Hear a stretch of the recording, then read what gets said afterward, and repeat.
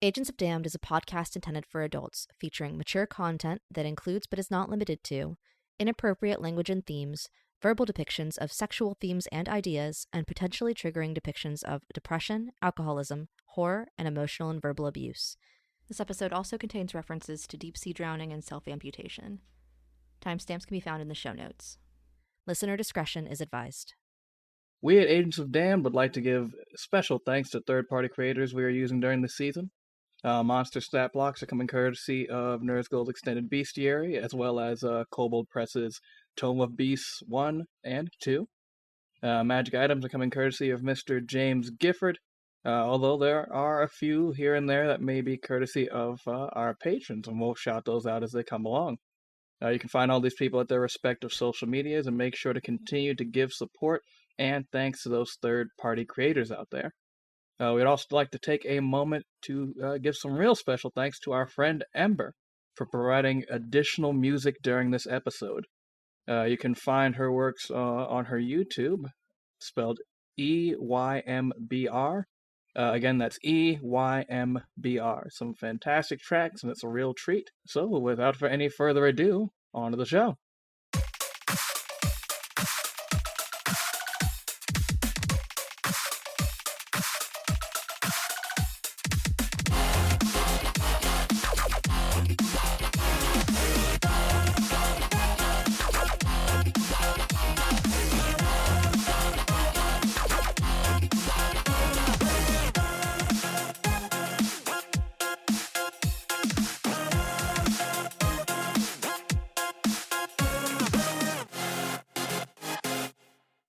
Hello, everybody, and welcome to Agents of Damned, the Contractors Arc. I'm Drew, your Dungeon Master, and I'm also back from the dead, just like TikTok is, I guess. Can you tell when we recorded this? Can you? Break out your calendars and play along at home. This episode's coming out 6 months down the line, guys. Who knows where TikTok is now? It could be behind you right now. Could be Make sure you check. Yeah, it could have been rebanned. We don't know. Just like Monster Reborn. Yu-Gi-Oh! Joke. I'm interrupting now. Hi, guys. I'm Christina. I currently, we'll see for how much longer, play Leah. Hey guys, I'm Chelsea, and I play the incredibly upset and angry Tarra. Tarra what? Pending. Tarra pending. Tarra pending. Obsess over knowledge, you may offend. Tamper a game, and you may be cursed. At any rate, the world is full of surprises. Why does that feel weirdly fitting for It the really current does episode? feel I fitting. know. I love when there's like that weird synergy. Anyway, hi, I'm Jordan, sometimes Hoshi, and I play the soon-to-be probably redowned again host. Post. Fuck. Host. You're not going to take Drew's spot as DM. Yeah, no. Yet. I'm the DM. Yet. Anyway, Stendar's Beacon. That sounds like a fantasy location. really It is a does. fantasy location because I stopped using the prison list. I'm just going to use Skyrim now. Oh, So okay. Stendar's Beacon is where you can go. It's held by bandits a lot of the time because a lot of the Visions of Stendar got ran out of there. Remembering that. Can you guys tell I'm also playing Skyrim simultaneously while like playing the stuff here? No. I'm in my Skyrim girly phase right now. Instead of Skyrim, though, can we get a recap? Even though I'm sure none of us need it. We definitely need it. Oh yeah, let's It's get been you guys so a recap. long. Let's cap some re. So, last time on Agents of Damned, Contractors, you guys made your way over to the middle of the ocean with the help of RC and Shasta. Marlena in tow, even though we didn't mention her that much, because I kind of forgot that she was also there. We could have had a bard with us. It's okay, for the best. It is kind of for the best. She would not have survived this. She would not have survived. If you want to pretend Marlena was talking during that time, she likely would have said, "There's no way I am going to do that shit." What, you don't want to fight I an got ancient stabbed, skeleton I'm dragon? good. Not even I got stabbed, I'm good. Really more of the like, that's the bottom of the ocean, homie. Good luck. Anyway, you guys went to the bottom of the ocean. You managed to safely make your way through a whirlpool, kind of. No one got damaged by intense water pressure except for Tarra, a little bit. No, it's fine. Tara had a great time. But Tarra, or as she became known, Initiate, was able to pass all three of the trials set in front of her to become an official Skyrider. The trial of Brains, Brawn, and Bond, doing especially well at the trial of Bond to no one's surprise, being able to pick her boy out in between himself and a fake tart. I know my instantaneously. Son. I know my son. You know your son. So says the incredibly clutch natural 20 that you rolled there. Mm-hmm. After that, you were told to put your hand upon the dais and speak your name so that you may become officially recognized as a Skyrider. Unfortunately, as soon as you spoke your name of Tarra Stormblight, the voice beckoned you to the lower chamber. The voice that had been, echoing throughout the temple the entire time. Explained that it was the spirit of the temple, but also explained that it was once a great dragon who turned against this kind, the other chromatic dragons, the other blue dragons in particular, and became known as Marduk, the blight upon their great storm, and eventually became the progenitor of the Stormblight clan, and greatly dislikes Tarra because of the quote-unquote cowardice of her parents. You guys entered into combat, and even though we were doing some incredibly, and I do mean incredibly meaty damage, it does not seem you guys have made a huge amount of headway with Marduk, who also recognized this, and just a turn or so after destroying and then snorting up the energies of Tart and healing himself with it. Yeah, listen to the episode if you want to know what that shit's all about. Wild that you chose to start here. Yeah, it's like, again, like, dude, listen in order. Stop jumping around. Yeah, you don't listen like a weirdo. But he presented Tarra with a choice. Well, sort of a choice. More of an out. To leave, scrub the name, essentially like scrub my name from yourself and your family, keep my name out your mouth. I'll give you back your little boy. He held up a mote of energy that contained the boy. And also leave your friends here to keep me company and entertain me. And that is where we'll resume our tale for now.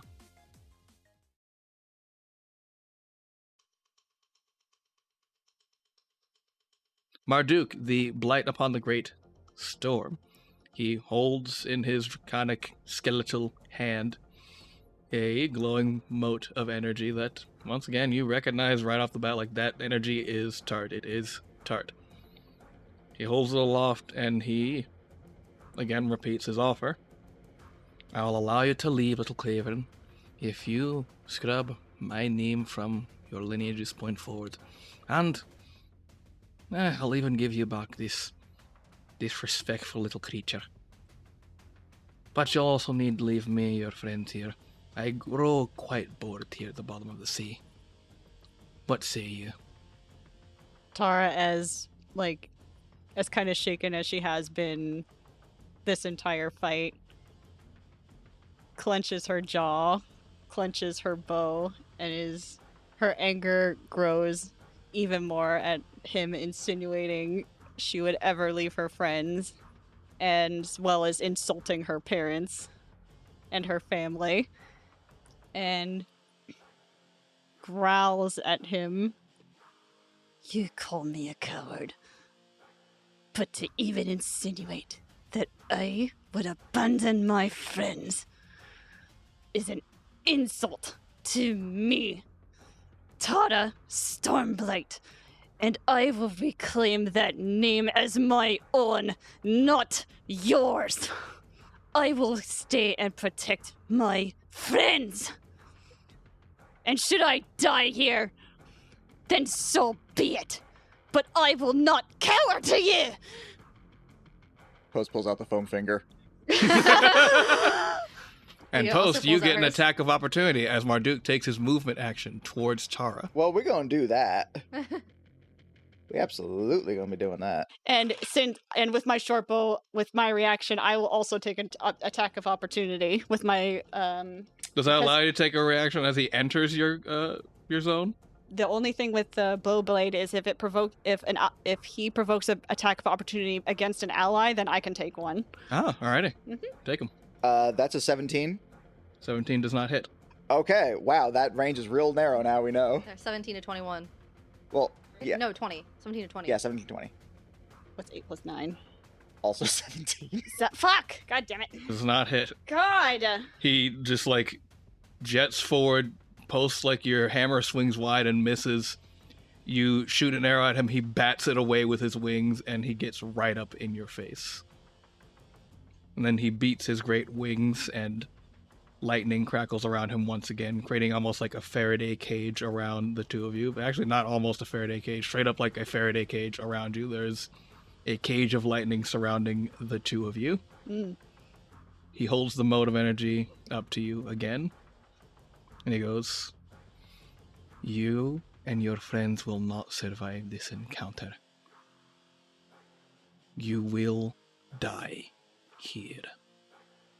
Then let And him. I can even," and he squeezes down on the ball, and you see it start to crack. "I can even take this from you if I so choose.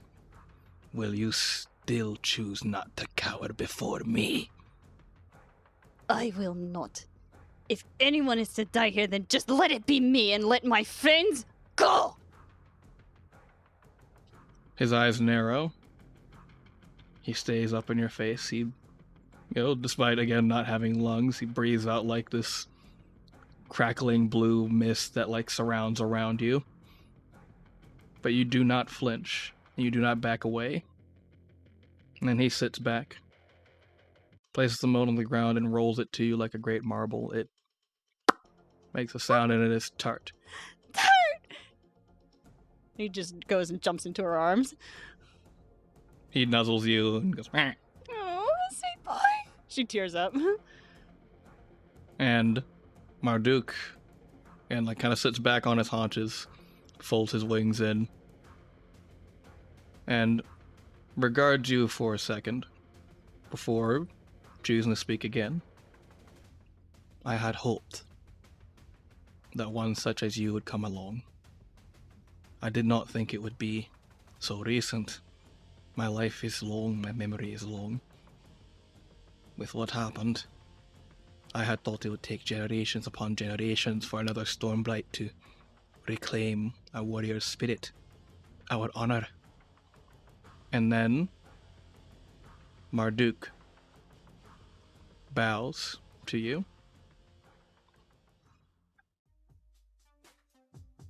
"I would be honored if you would share my name, young Stormblight. Skyrider, true." And we end combat. She doesn't fully bow, but like kneels her head in respect as well. I will. I'll carry our name with pride. I will still say, they are sins that your parents must answer for. They are not without crime. What exactly is their crime? Living a peaceful life? Raising me? In a loving home? Is that a crime? As much as it can register on his skeletal face, you register surprise. What? You don't know, do you, child? No, what? Look upon the banners here. And he directs your attention to where your family's banner should be, where like they are torn down. It was not I who tore these down. It was your father. What? I don't know. Like, Your parents were Skyriders. Great ones. Some of the best I've ever seen. At least they were. when? When did they choose to leave it?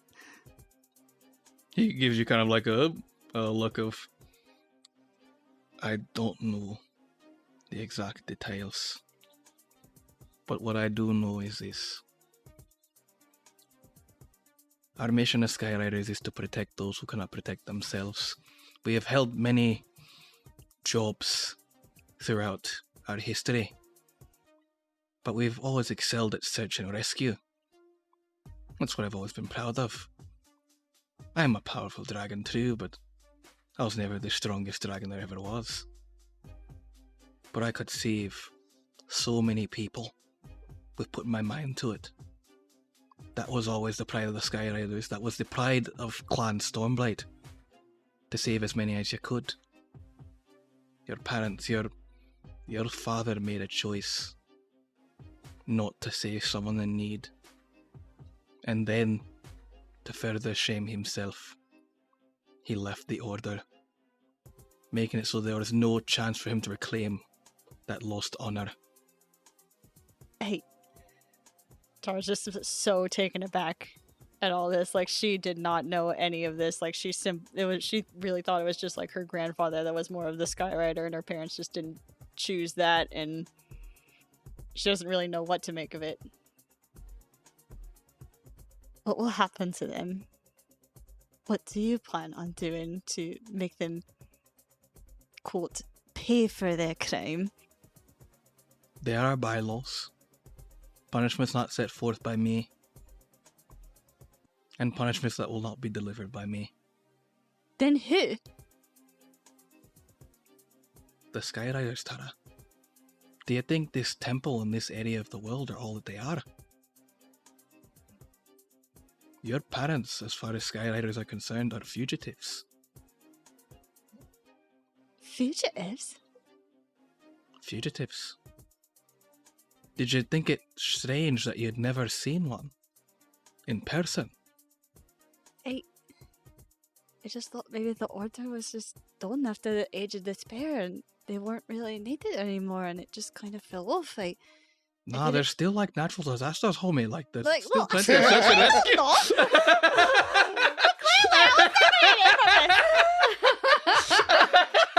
There's still like volcanoes and shit that happen that were like they're still neat. They're still necessary. Look, dog, shit still sucks.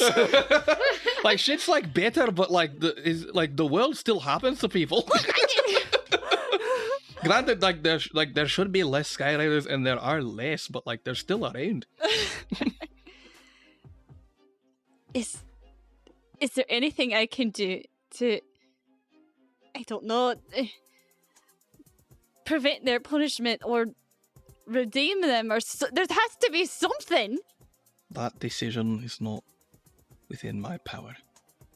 The Skyriders are an organization, and as powerful as I am in the physical sense, I am not its leader. Then who is? Do you know? I've been under the water for a long time. That, I'm afraid, you'll have to find for yourself.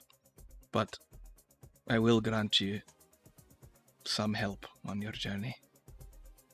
And he bows his head to you again, and he touches his nose to... Well, he kind of like motions for you to like kind of hold your hand out, and he touches his nose to your hand. She reaches out and touches his nose. You boop the snoot. I boop You his... boop the mighty snoot. I don't boop him, no. Come on, do it. No. Do it, you coward. No. This is a serious moment, no. Alright, so... I'll say, like, there's an intrusive thought in Tarra for a second. That's actually better. He looks at you like, you're gonna boop me, weren't you? No. I saw it in your eyes. No. Don't you boop my snoot. No.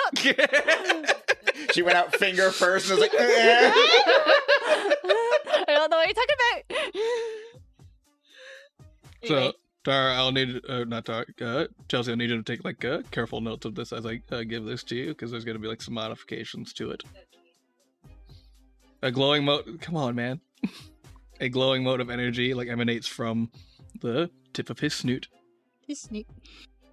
And rests in your hand and becomes a bundle of 5 bright blue arrows. Ooh.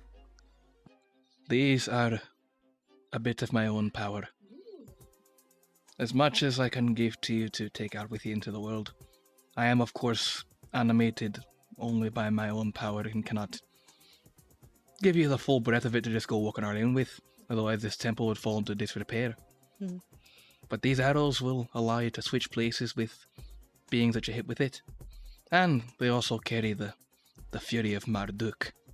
Ooh. So, in addition to what it says there on that card, Yeah. you'll have a bundle of 5 of these arrows. They'll be able to do that effect there. They're also, in addition to that switching ability, able to add 2d6 lightning damage onto your shots. Sweet. I don't have to keep buying bottled lightning at the at Lena's. Yeah, there you go. I've noticed you like shooting lightning at things, and I was like, I'll give it a little bit of lightning to shoot at stuff. I do like lightning. It's very And you could also still strap bottle lightning to that. You could just be like, I want to do it even Even more. more lightning. Even more lightning. Something grease lightning.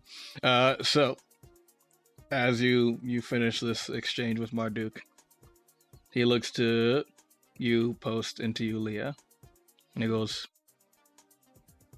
"My apologies for my behavior. I have no excuse. My rage had gotten the better of me." It happens. Yeah, I mean, you're a fucking dragon, man. So, like, not like dragon man, but like dragon. And Hey, I'm not the dragon man. no, He's but a full ass dragon. listen, Leah. I'm a whole dragon. I'm just saying, we get it. I appreciate your grace in this manner. I have a feeling if we weren't graceful, you'd kill us. That too. That's not entirely untrue. So, I mean, like, I wouldn't like go straight to it. I'd be like, hey, let's remember who's the dragon here. Like, you know, I'd be chill about it for like a little bit, but you know, you get a little too froggy, I'll just kind of like stomp on you. My Yeah, head is like exactly. the size of your claw. Yeah, no, I'm good. Yeah, I'm not gonna lie. I was kind of hoping for like some sort of like turn to really make me believe again, because I was kind of fully fucking with you the whole time. Like I can just do this, and he like flits around the room like as lightning, able to be anywhere at any point at any time. He's like, like, this is kind of for show. This whole skeleton thing. Were you actually planning on eating her? What? I fully believed it at the very least. No. Yeah. Can we leave? Are we good? We're good, right? We can. Ugh. I was not gonna eat ya. How could I even possibly? I made a bone. Can we leave You, right now? you guys are free to go. Post is holding the door. It's like, come on. Leo But as you- sprints. But as you all leave, one last important article of business. As Tart looks to Post longingly. A promise is a promise. He Have your probably- best. He like does like the butt wiggle of death, and then pounces on you and bites your nose. It's good to have you back. And as there's a mighty bite upon Post's nose, you guys I go down. resurface from the temple. Leah's holding the door this time, like, all right, come on, let's go, please, let's hurry this up. I'd like to not get eaten today. All right, Leah. And like they leave the temple, and like as Tarra leaves, she turns to Marduk and just does one last respectful like bow to him before moving on. Oh, and before you go, see if you can try to figure out how to get the temple out from underneath the ocean. I'll work on it.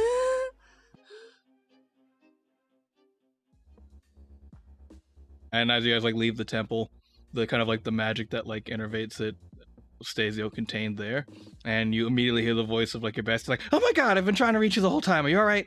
We're fine. We're alive. We're breathing. Oh, jeez. Yeah. Wow, you guys are hurt real bad. Yeah, it was a lot. What was in there? Ancient skeletal lightning dragon. Ah, yeah, I'll do it. Yeah. And apparently the Progenitor. progenitor of my clan. Oh, Marduk. Yeah. I met Wait, him. hold I met on. him. Oh, wait, no. I won't You hear can't hear this. Yeah, no. You can't hear this shit. Fuck Yeah, you. no, just realized. It's so hard, right? Because you wanna. I know, right? Well, yeah, Marduk, yeah. I guess that would be him. I mean, I didn't know that Marduk was like the spirit of like that temple, but like it tracks. Yeah. Did you are you a Skyrider now? Apparently, yeah. Marduk gave me his blessing. I'm a Huh? Skyrider. Why so somber about it? Isn't this what you wanted? It is. I just found out some things that are troubling. You found out how like the mechanics of like your dragon mortal intermingling like work to kind of make like Not your that! Oh, okay.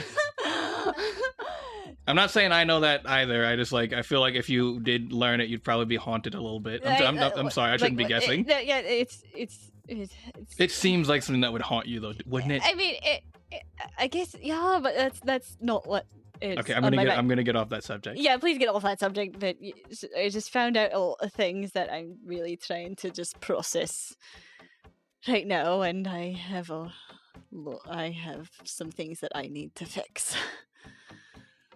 You want to talk about it? Not now. I need a minute. That's fair. Well, it seems like the magic of the temple's kind of calmed down a little bit. I can kind of see it a bit more clearly. I can't still, like, get in there, but, I'm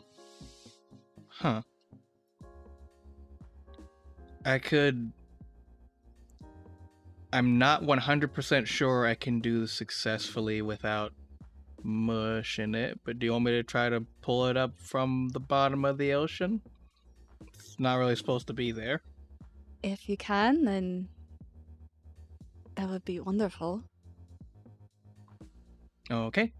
Marduk just like, I'm sure in the next few years I will be risen. I'm sure the next few, maybe in a few decades, my temple will rise. Oh, what's that? Wow, she works quick. That has been your experience with Marduk. He's like, it will take many generations before this shame is extinguished. Oh, nope. Very next one. Oh, next one. All right. I'm sure she'll have to devote her entire life to raising the temple. Oh, no, here we go. There we go. Please rise us from... Oh, I'm here. 10 minutes later. And the ground... just left.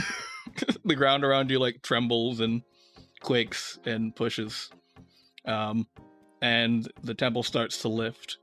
But you do notice some key cracks start to form along the not the temple but the bedrock underneath it that's being risen above the waves.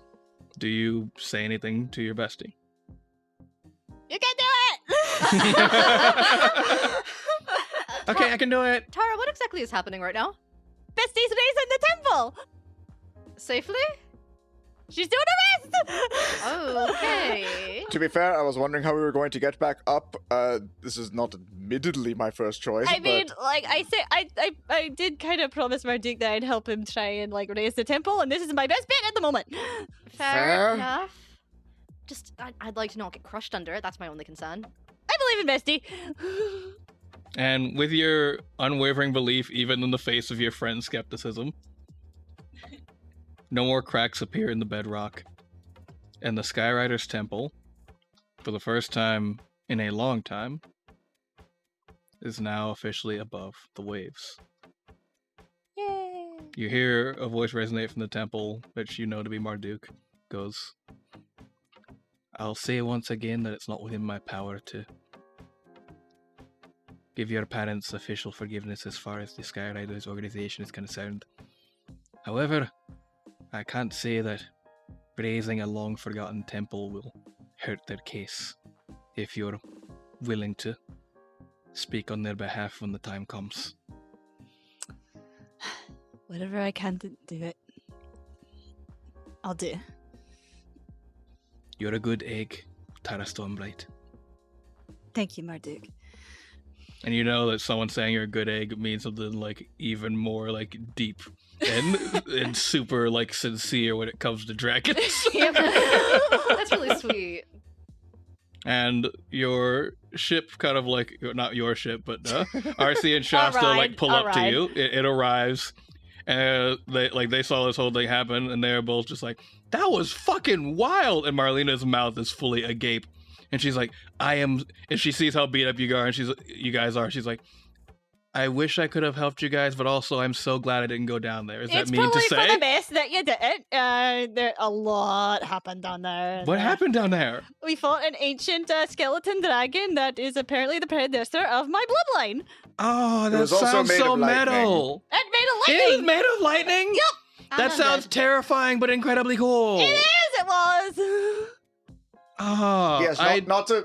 I wish I had seen that. I don't want to have done that, but I do wish I had seen that. Yes, no. Having taken its breath weapon full on, I think it's best that you were not down there. Ooh, it hurt a lot. Yeah, those two got absolutely fucked. Yeah, the only reason that I'm probably not dead right now is because I'm a blue dragonborn, and that helped a lot. So yeah, probably for the best that you stayed here. Oh yeah, you're lightning proof. Yeah, well, not proof, not invulnerable. She was holding a small stun gun up to you just to poke you. No. We don't need to do that. What? Lightning proof? Resistant. It would still hurt. Okay.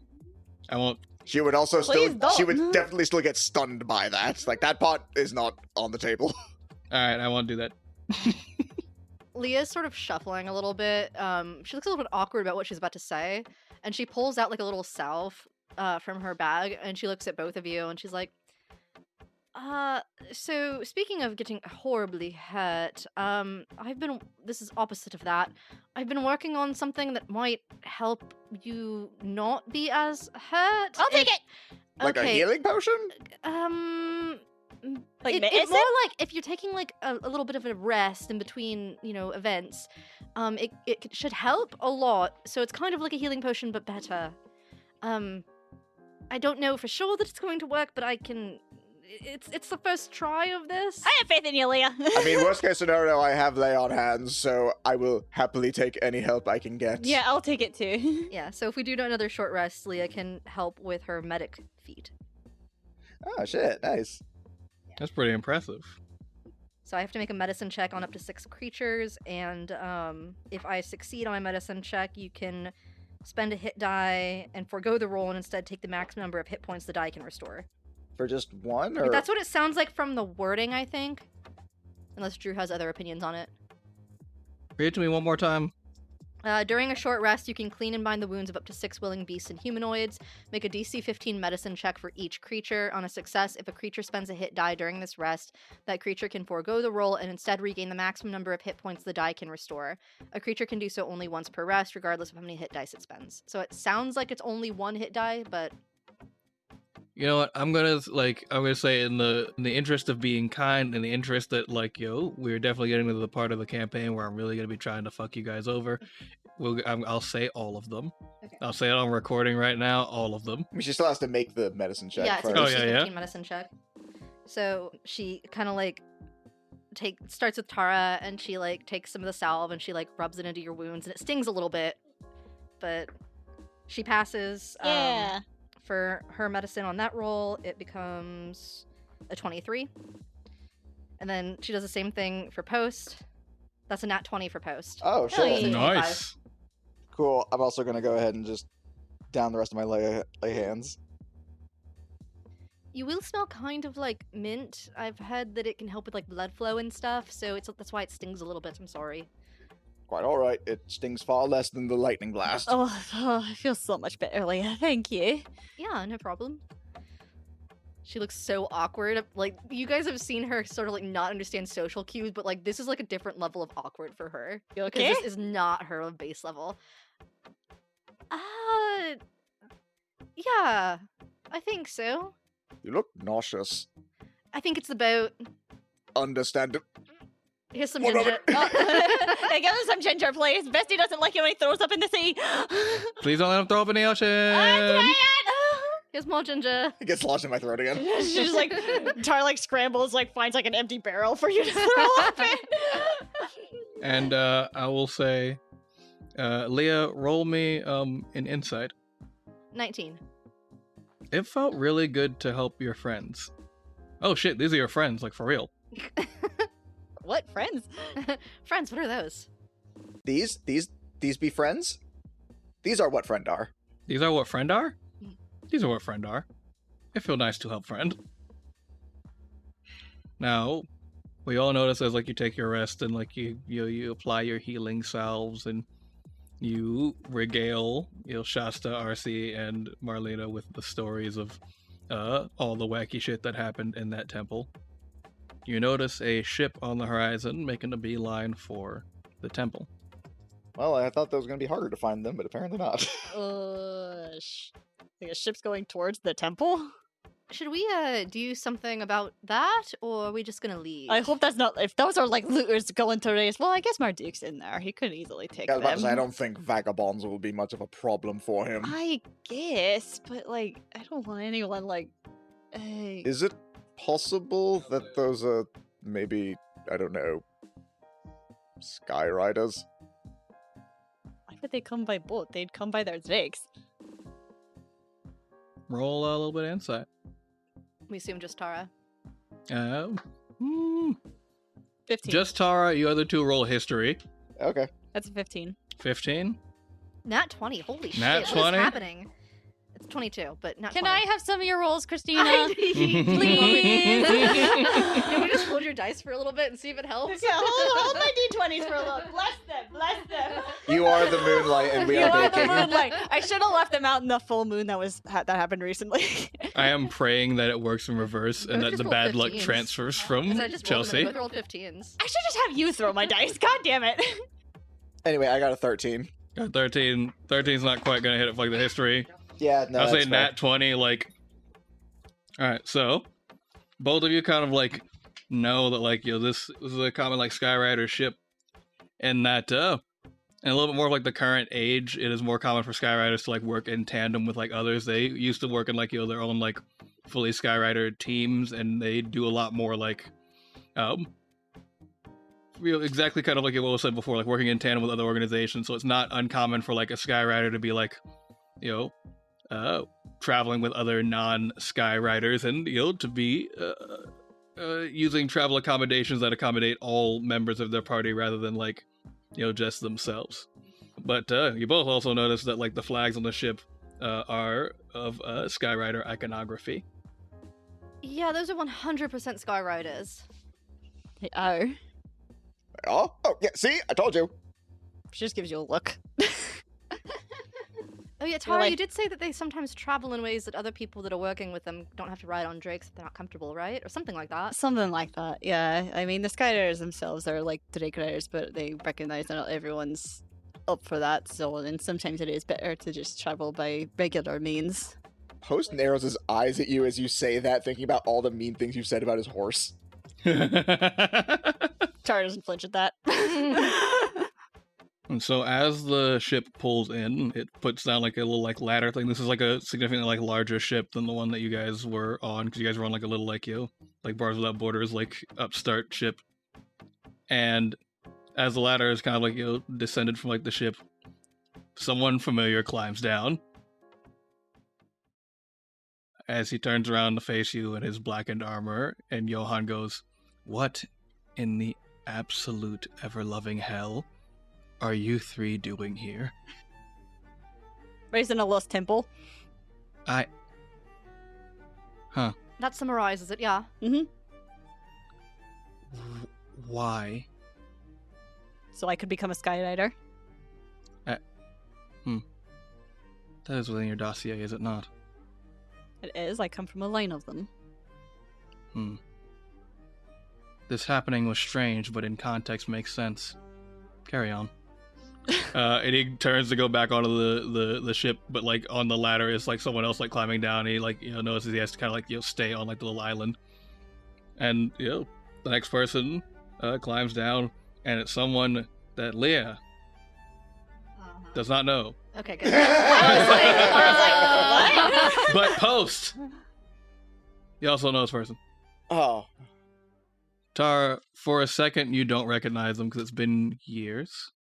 You guys were pretty young when like they kind of separate out and you guys went traveling, but this is your childhood friend ? Crush !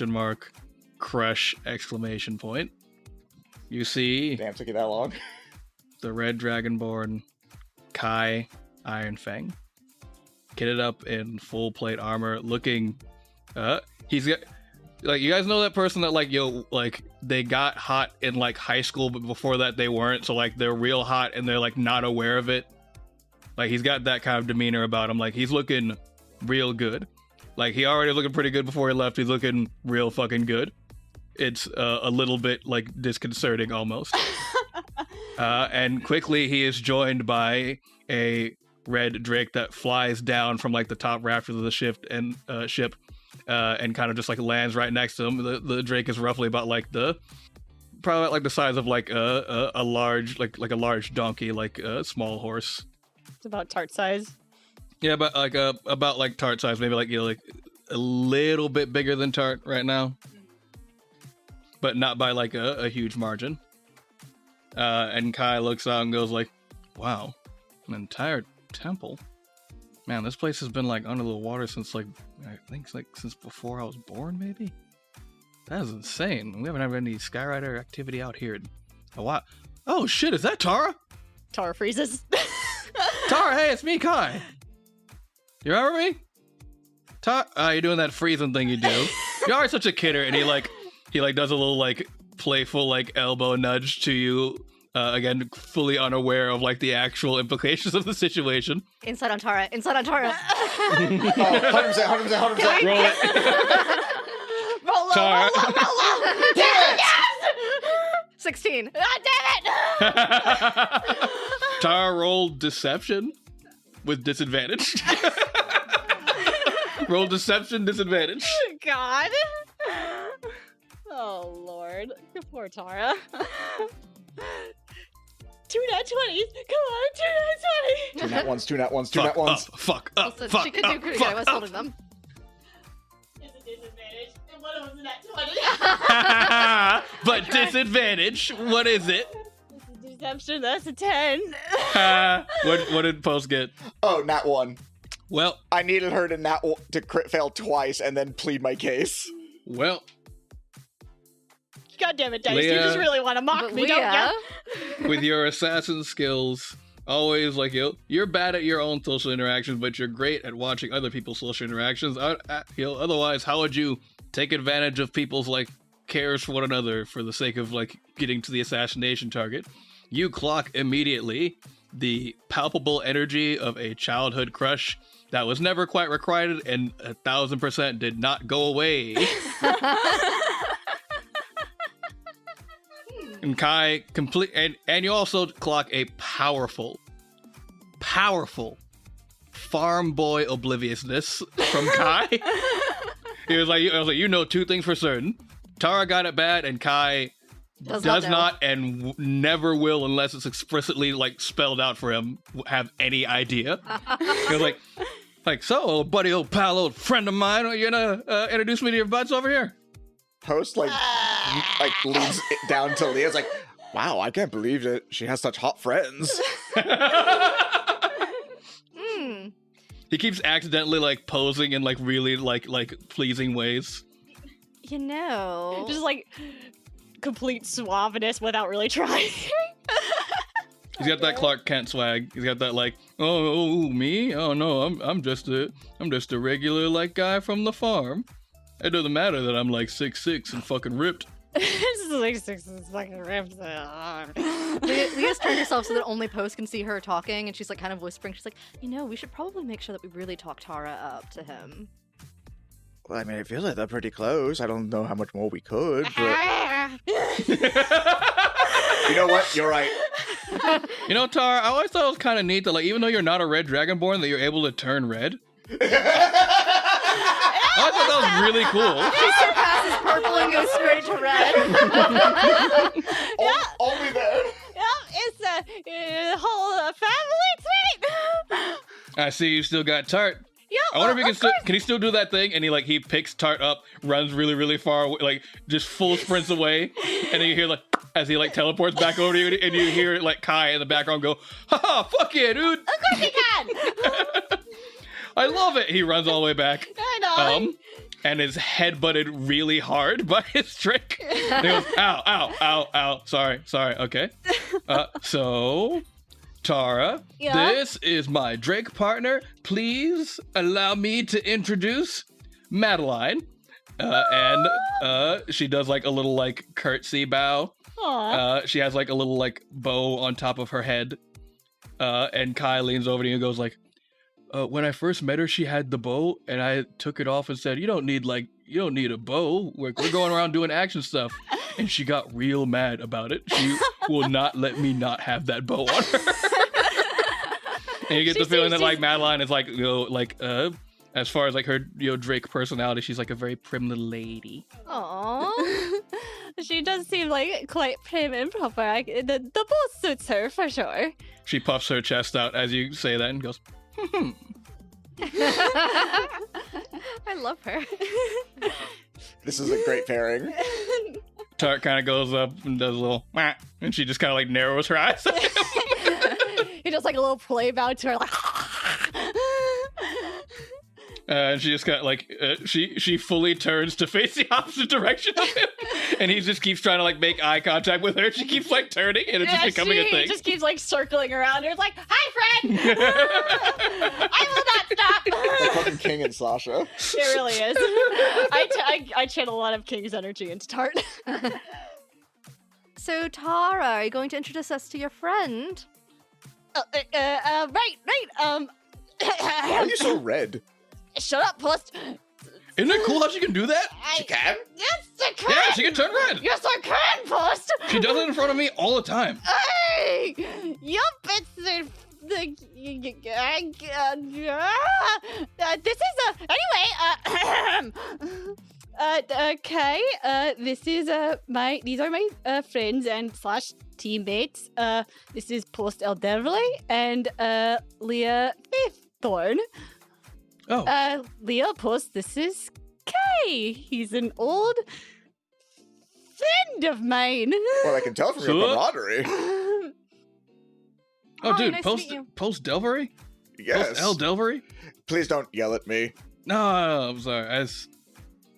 I guess he leans in. He leans into you. He goes just like, are you flat top?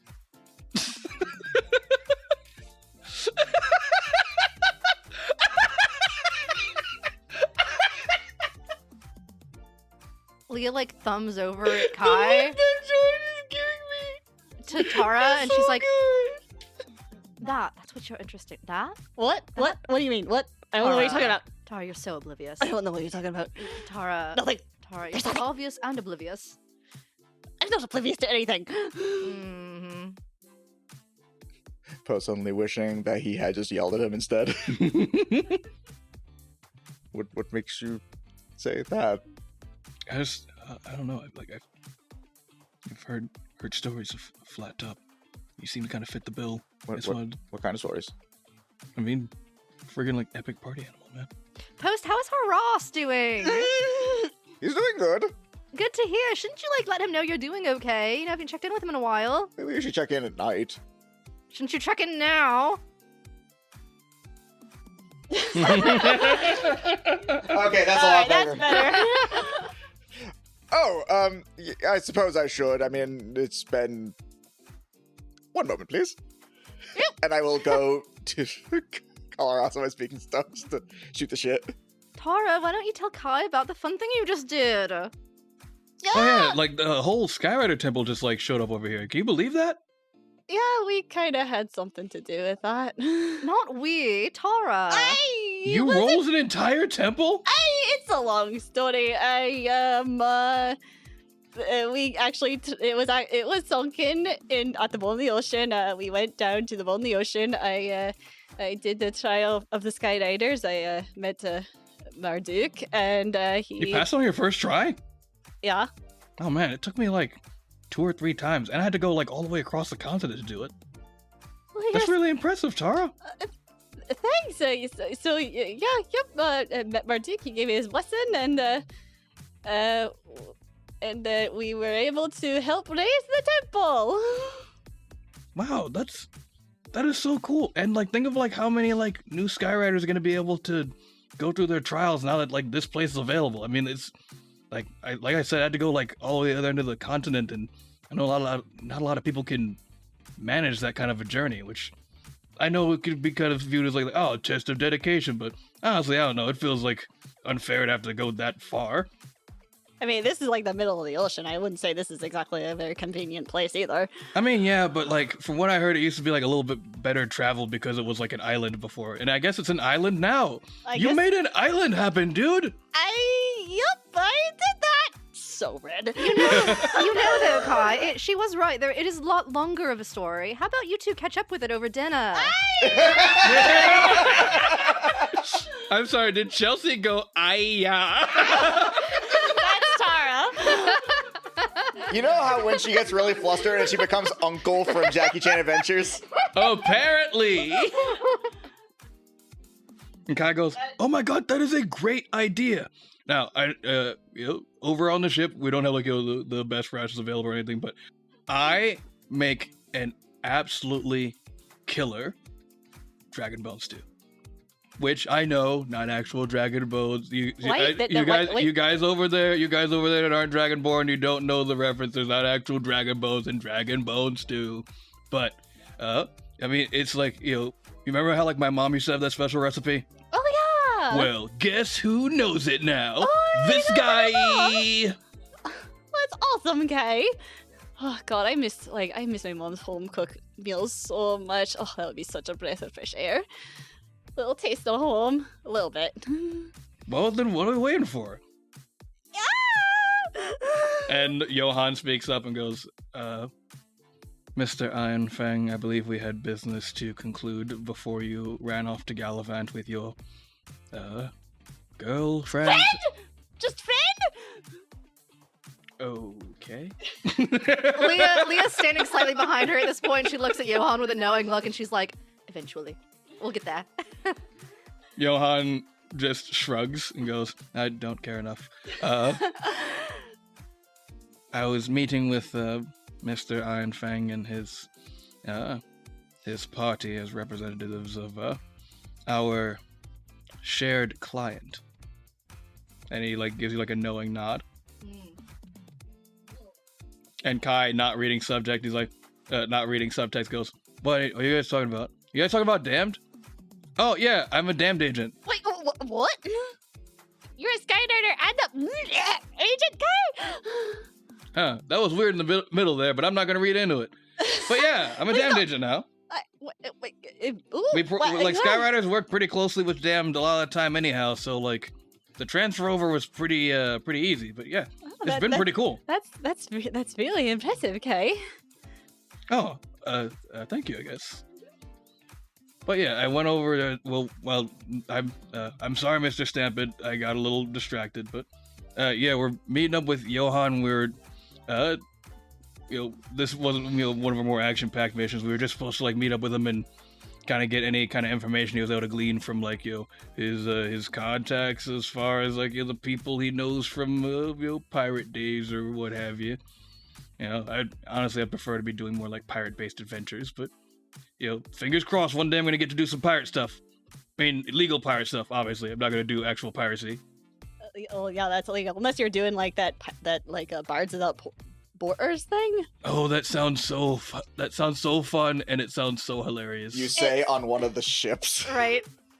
Yeah, so Tarra can tell you more about that. We actually got to do at least one of them, but you guys should schedule that dinner date.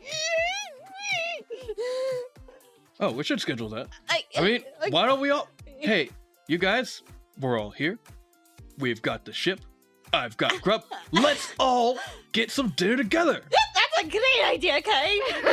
That's a fantastic idea. What's going on? Kay's making dinner. Oh, cool. Dragon bone stew. Dragon bone stew. That sounds weird for you guys to make. It doesn't have actual dragon bones in it. Okay, that makes sense. It kind of sounds like porcupine. What? Oh, you don't know what that is. Kai Logan. also goes, what is that? It's another food that has a name that doesn't sound like the thing that it is. It's just What is a pancupine? The food item is a meat or a meat substitute that's a meatball, and then you put rice in it. And Why so isn't it's it kinda called rice spiky. meatball? Because it's supposed to be kind of spiky, like the animal, the porcupine. I didn't know. That sounds unpleasant. Yeah, it It sounds tastes unpleasant. I don't really want a good. spiky. It tastes really I don't want that spiky Forget I said object in my anything. mouth. Forget I said anything. I have a hard time believing that there are no drakes with spikes on them in any version. Yeah, but they don't eat the drakes, dude. I mean, yeah, but that's... She didn't specify that there was a food and an animal. I just did. I just clarified. They just clarified. The joke was that he has not heard of a porcupine, the food, or the animal. I know. I was going off of the whole thing of, oh, having spikes? That sounds unpleasant. But yeah, for food in your mouth, yes. Yeah. Anyway. Forget I said anything. And all of you, unless you have strong objections to this, hunker down on Kai and his friends' ship for a hearty dragon bone stew dinner. And Kai just kind of humming along, cutting up vegetables and stuff for the stew. And you meet his other teammates. There's this Goliath woman who kind of greets you. Hello, I'm Dolores. They call me Dot. And I'm kind of I'd like to say I'm the muscle of the group, but we're all kind of the muscle. We're pretty just like a muscle-forward group. I guess I'm more of the brains. It's weird that I'm the brains. But hey, it's nice to meet you. And she's got like kind of like, imagine a vampire hunter. That's what she's got. She's got all that gear. She's got like a belt of like stakes and like a crossbow, and she's got like the witch hunter, like vampire hunter hat, and like all that like cool shit there, like all that kind of cool like accoutrement on her. Default Bloodborne character, got it. Mhm. Default Bloodborne character. Okay, gotcha. And she says, by the way, would you guys all like to have a taste of this clove of garlic? Oh, is that garlic? Hell yeah. I'll just take a clove. Tarra will take a glove and like just kind of like crush it into like the dragon bone stew. Right. It's like, I'm not eating this raw. What, y'all don't snack on garlic? No, post. No. Oh, must be a rich person thing. Rich people do that? Why? Yeah, why? I don't know. Y'all are weird. So strange. I hope you brush your teeth soon after. Of course. Yeah, I'll eat the garlic in my food, but not just snacking on it. Mm-hmm. And you also look like the other member of like Kai's team, which is like a tiefling man. He goes like, "Hi, name's Reese. Good to meet you." Hello. And he's like, he seems like a little bit like the other two seem to be like around your guys' age. Like Reese seems to be like a little bit like older and like a little bit more like worse for wear. Like he's got like his armor is a little bit more like beat up, and like it seems like he's seen combat. Like he's got like one horn has like kind of like a chip like kind of taken out of it, and the other one is just like fully like it's like that tree stump sort of thing where like the horn is like gone, but like the root of it is still there. Kind of like Hellboy. Maybe. Leave me alone. Let me have things. Let me enjoy things. I was just asking for a comparison. Yeah. But yeah, it's kind of like Hellboy. And Reese looks at you and is like, also don't listen to Dot. I'm not even going to say brains this operation. I'm kind of the babysitter of those two goobers. And Dolores goes like, I am not a goober. Also, finish eating the garlic, you guys, please. Please finish eating the garlic. I crushed it and put it in my stew. Yeah, but like, take a sip. Takes a bite. Good. This is fine and good. Dot has a phobia of vampires. Oh, Gotcha. It is not a phobia. Gotcha. It is just being cautious. Listen, I mean, no judgment. I guess that's smart. Dot like seems like slightly embarrassed by this and just kind of like sulks a little bit, but overall, like kind of like Reese like takes like point a little bit. And goes like, so you're Tarra Stormblood, yeah? That's me, yeah. I've heard a lot about you. The lad over there kind of won't shut up about you. Really? Yeah, it's all like, oh, back home this and back home that, and I've got this. My cool friend Tarra does this. Seems to think the world of you. My cool just friend Tarra. Just friend. That's a... Yep, his cool just friend Tarra. Yep. Yep, you two are just regular buds hanging out, aren't you? Yep, just regular buds. And I'll say like Leah and Post can also both insight this. I hope you do better. I got a 16 again. Got 16 again? Yeah. Okay, yeah, no, dirty 20. 30, 20, you guys both like lean. Reese absolutely knows what's going on. He knows that Kai doesn't know. And he thinks this is the funniest shit on earth. Considering that Post didn't realize it at first, this is also his moment of like, Realization. oh. Okay, good. I'm glad you finally caught on. Wait, why didn't you tell me if you knew? Because they were all standing on the same boat. That's why I told you to leave, because you were obviously trying to start hitting on him. What? No! What were you doing then? We were just having a conversation. I'm a boyfriend. That's why I directed you over to him. Honestly, I'm hurt that you think I would engage in such acts. And like from the kitchen, you hear like, "Hey, Flat Top, can you help me peel some potatoes?" Oh, son of a bitch. At the very least, I didn't know what he was going to do, and he's oblivious as all hell. Honestly, if he is not aware of that, I somehow doubt anything is going to happen. And trust me, I will not be doing anything like that. Fair enough, fair enough. I go help peel potatoes. And Tarra, what are you doing while like the stew preparation is going on? Trying not to implode. Sitting on the far end of the table, shaking. On her 12th ale. The soup is really interesting, guys. This is really good kind of great. Did you know that it's only called Dragon Bone Soup, ironically? Just ironically. Oh my god. Oh. But I will say, like, to add a little bit of color to our dragon bone soup thing, we know that drakes eat bones. And so, like, the dragon bone soup thing is kind of a joke name that kind of became the real name of the dish. And that it's, like, a dish that kind of arose from, like, early, like, Drake Wranglers and, like, dragon riders and such. Where it was like, well, like, we've got, like, all of these bones we keep around with us. And it became, like, commonplace to, like, make, like, a bone stock to start the stew out of, like, a bunch of, like, Snickle Fritz bones that were, like, left over from, like, Drake feedings. And no longer is it, like, actually made that way. Like, you get bones specifically to make, like, a particular type of broth, but that's, like, its starting roots there. And that is why it is called dragon bone soup. Again, a little tongue-in-cheek, like, ha ha ha ha ha. Because it's the bones that we feed the dragons. Hee hee hee hee hee hoo hoo hoo. So anyway, you guys all get, like, some hearty bowls of dragon bone soup.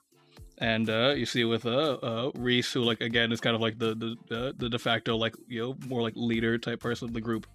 He's, like, more engaged in a conversation with Johan. And I'll give all of you, like, it's happening right at the dinner table, but there's, like, several conversations happening at once. I'll have all of you roll me, let's say investigation to try to overhear, like, what Johan and Reese are talking about. 21. 12. Nat 20. Nat 20? Yeah. With disadvantage. No, I'm joking. Tara's trying so That would be hard. so fucking funny. Tara's trying so hard to focus on anything else other than the fact that Kai is there. And now she's, like, looking for any kind of distraction, so she just keens in on Johan's conversation. I feel like weirdly it's the same thing for Post, but the opposite effect where, like, because of what Leah said, he's now hyper aware of Kai and is like, was he hitting on me? Kai's too oblivious, apparently. Yeah, He's no, too of course. oblivious to be hitting on you. Overall, like, what you guys, like, I'll say, like, Tara and Leah, you guys are both able to, like, glean, like, this amount of, like, general information, and then, like, I'll give Tara your extra info from, like, the Nat 20. Alright, so what you glean from their conversation is that, like, Johan, despite his best efforts, wasn't able to turn up a lot about what happened with, like, that disappeared ship from his contacts, and he did reach deep into his contacts as far as, like, people who had defected from astral piracy into, like, Bars Without Borders type life and, like, general seafaring life. Because he wasn't able to turn that up, and, like, it is still, like, his mission, he is still, like, on the hook for trying to figure out a little bit more information. And will need to go into the astral plane.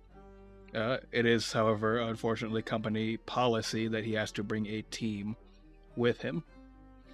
And Tara, with your natural 20, what's some additional info I can give you that wasn't meant to be gleaned from this? Ooh, I know. Let's do a little backstory hint. That's a fun little nugget. So Tara, in, like, almost like a beautiful mind type moment, like, you are focusing so much on trying not to implode that, like, you, like, are almost out of body experiencing yourself, and so, like, able to, like, really, like, clock Johan's incredibly, like, subtle body language as he's, like, a very, like, tight knit and, like, put together person. And that when he mentions returning to, like, the astral plane, you see it creeps over him for, like, a second before he, like, tamps it down. A deep loss and sadness come over Johan. It's for a split second. You see, like, his eyes become sad, and he's like, nope, none of that. And then is immediately back to being Johan the same way he always is. Almost imperceptible to everyone but you and your natural 20. Mm-hmm. I wonder who the team is he's going to take. I don't know. What are we talking about? We'll tell you later. We'll catch you up. Oh, okay. And so, like, dinner kind of continues on, like, not, without a hitch, we'll say, like, there's not, like, huge drama that explodes from the dinner table. Boarding party. But like you guys are like you're enjoying your stew. Kai and his friends are talking about like stories of adventures that they've had, and you guys like you share a few of your own stories with them as well. And it's just like a nice atmosphere. And as the night kind of like winds down and like people kind of like go off to like go to bed and such, like you all kind of they agree to say like, hey, you guys can like bunk down in our ship for the night. And like there's enough room in the ship for everyone to kind of like find like a cot to sleep in. But before everyone does go to bed, Johan asks all of you to gather at like the far end of the ship, away from like the other members there. Okay. Okay. Yeah, what's going on? Johan addresses you all and goes, I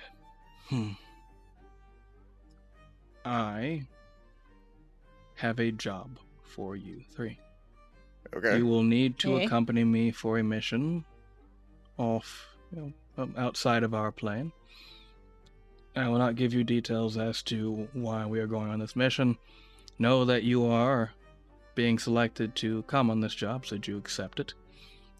Only because I am required to bring at least 3 other pieces of personnel along with me when traveling to the astral plane.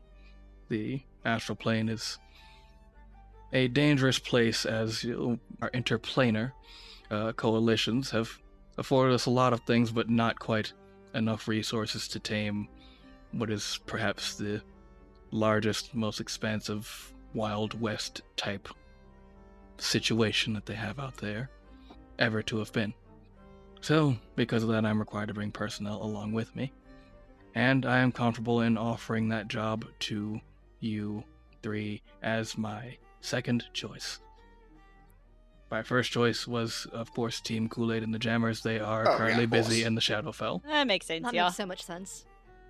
But as a not close second, but a second place choice, you 3 will do. Honestly, fair. Do you accept the job? Can we, I understand you can't give too many details, but inquire to us about at least the nature of what it is we would be doing? We'll be traveling across the astral sea in order to make our way over to the Grand Keb Library. Are you familiar with that organization? Am I? History checks. 23. Dirty 20. 11. 23, 30, 20, 11. Post. Yeah. You have heard the term Worldwide Keb. And it's weird that there's a place called the Keb Library when there's already Worldwide Keb. They should really do like a copyright infringement lawsuit about that. I've heard of something similar, but Johan looks at you and goes, Post adults are talking. It's No, I'm not doing it. I'm not doing that. I'm not doing that. I'm not doing that. I'm not doing that. That's too mean. you know what? No, we don't want to go. But no, he kind of like he looks at you and kind of like clocks like you're not fully like in there, and he's like, "We'll explain more later." But Leah and Tarra, Yes. you two are aware that like the Worldwide Keb, the Worldwide Knowledge Effusion broadcast is like your internet, but it is also like a broadcast that allows knowledge to be like picked up by like speaking stones everywhere. It's like I said, it's your internet, but it does like come from like a physical location, one that the only one that could be kind of equally central to all the different planes, the one that's everywhere and nowhere all at once, the astral plane. But it's also very heavily guarded and like difficult to get to because it's on the astral plane. As far as like different planes that you guys are like aware of, you know that like the planes that are close to the prime material plane, like the Feywild and the Shadowfell, which are like kind of like the bizarro versions of your plane, are like a little bit more like well traversed in like this current age, even though like they are still like their own separate planes. And like slightly further out, like the Nine Hells are not like entirely like outside of the realm of like reason to like go to, but like there are things like like further and further out planes that are a little bit more like difficult to travel to / through / around. And the astral plane is kind of known for being that bitch. Piracy has been eliminated and is primarily moved to the astral plane because it's just like too big to police. and you know that the Grand Keb Library is the physical location of all of that knowledge. And so that is what you're able to get through, like, your history checks there. So technically, what I learned was correct, just in the very wrong context. Yeah, you went in the opposite direction. You're just like, that sounds like the Worldwide Keb. And there's a Grand Keb Library? Man, they should really, like, look into that. Like, they're using their same name. They should be allowed to do that. That's even better, actually. I do know, I just don't know that I know. Is one of those. I can't say that I've never been interested in maybe seeing astral flowers, which apparently grow rather frequently in the astral plane, so I know I'm in. Oh, they don't grow quite as frequently. They're just one of the only things that do grow. I can't guarantee you'll be able to see astral flowers. I've seen them only a few times in my life, and that is where I was born. Well, still, there's always a chance. Oh, there is a chance you could get lucky. But we're not going to be picking flowers. The astral plane is an incredibly arduous place. I will be arranging transport for us through the astral plane through an old contact. But I will need you guys to be on your best behavior and have your head on a swivel. We will, of course, return to Jobber's HQ before we set out, as I will need you guys as prepared as possible. Know that time works a bit differently on the astral plane in that it does not, meaning that we could be gone for an indeterminate amount of time. So kind of like the Feywild, but different. Very different. Gotcha. Feywild time is wibbly wobbly. The Shadowfell time is stuck. In the astral plane, time is not until you touch other planes. Then those rules can take effect. Interesting. That is part of the danger of the astral plane, and I emphasize part. I will not take you on this mission if you are not properly informed. The chance of your death is very real and very high. Oh. Please note, I know you are adventurers. I do not mean a glorious death. I mean one that is senseless and short and abrupt. Like what we just went through, so... No, that was fighting a dragon. I mean, like, an astral storm whipping you away and then we just don't see you again. Oh. Oh. Great. Great.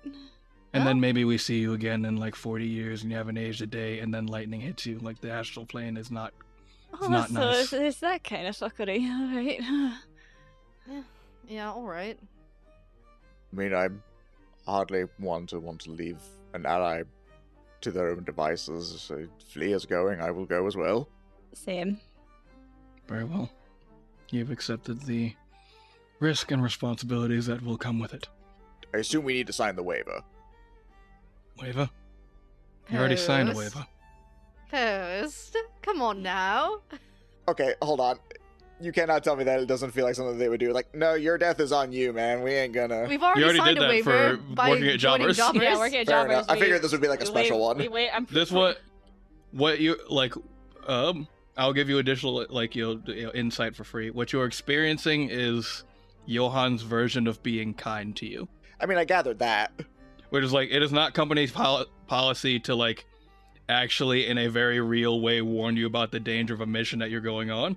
If Johan was being a pure company man, he would say, I have this job for you. Will you take it? Yes or no?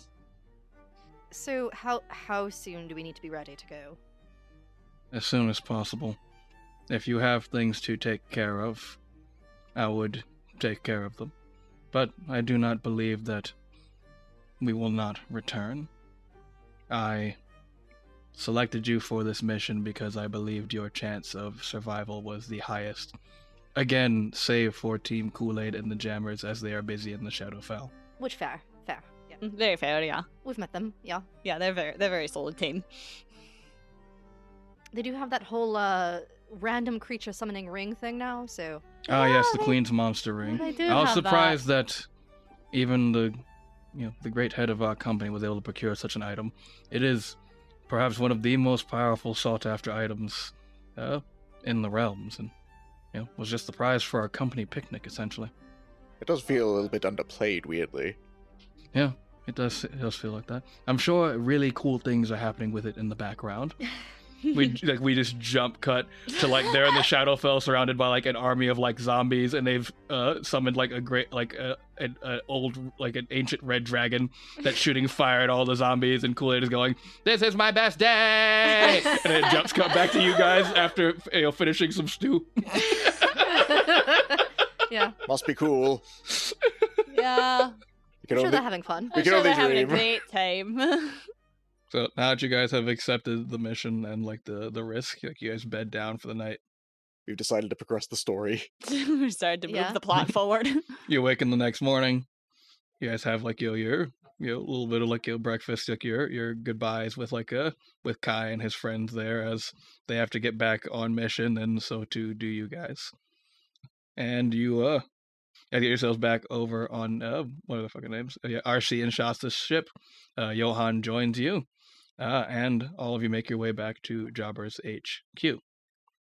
If Leah gets a moment to like not be directly near anyone else, she does check her phone to see if she's got any messages back from Albus. Because last where she left off was he's busy, he's doing something, and then she was like, "All right, later then." Albus has messaged you on the phone saying, "Sorry, I had to take care of something. What's up?" And she just responds back with like, "Meet me when you're able to." You get a thumbs up emoji. Okay. And then you get a number one dad emoji as he's fucking with you again. Damn it, Albus. Then like the crying, laughing emoji. She sends back a middle finger emoji. He says back just in plain text, "You're grounded." Damn, love he's this so much. untouchable. I love know. His so text much. game is strong. It really is. Look at so You're grounded. He's on point. You guys make your way back to HQ, and before we take care of any kind of like housekeeping stuff like at HQ with you like getting gear or anything, you guys all you do a little HQ thing, but then you make your way back home. Oh boy, you guys, are you excited to try this new TTRPG thing everyone's talking about?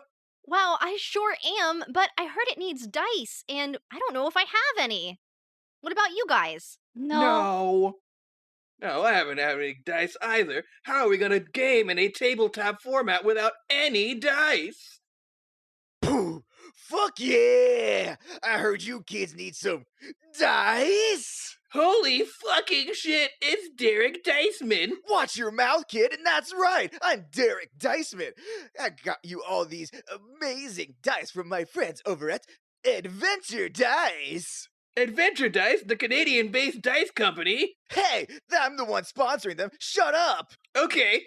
At adventuredice.ca, you can find all kinds of dice. Metal ones, wooden ones, some as big as your head. Okay, not that last one, but there's tons of stuff that you can get there. And if you use the special promo code AGENTS at checkout, you can get an extra 10% off all dice there, with the exception of the charity dice. Wait, Wow. hold on. Can we get, other, accessories, like dice towers and other cool stuff like a deck of many things? You can! Kid I told to be quiet. Why won't you love me, father? All right, now that you guys got your dice, let's roll for initiative! Yeah. Natural 20! I got a 4. And we'll start with, let's say, Post. So, Post, you have made your way back to your apartment. Barnaby and Felicia are both there. They're both watching on the little crystal TV, just some sort of home renovation show. The Dungeon Brothers, they renovate dungeons, and they're doing that standard couple thing where Barnaby's just oh man, that asking price is completely unrealistic. Fully not involved in realty or anything, but having been watching the show so long, you start commenting. Yeah. And they notice you back in, and Barnaby's "Hey, Post, you're back!" And then Felicia's "Hey, what's up, man?" Hey. Oh, Thunder Brothers. Do they actually have, like, reasonable jobs that would explain the, like, massive down payments, or is it complete hogwash again? Well, it's two husbands, and one is a professional butterfly collector, and one has a really big stamp collection. That's all they said. It just has really big stamp collection. So no. Their That sounds budget is about 3 right. million gold. Their budget is 3 million gold. That sounds about right. And so, like, you get to, like, sit down and, like, Post, you just kind of have, like, a peaceful evening with, like, your roommate and with Felicia for the first time ever. I forgot what it was like to just breathe easy. Yeah, just breathe easy in, like, your own dwelling. And it's kind of nice. And then, in a moment of quietness, get a little ping from Heckle. Yes, I do. So, Post, how do you think your little excursion went? Well, we came back and have the information that we didn't necessarily want but needed, so I would call it good.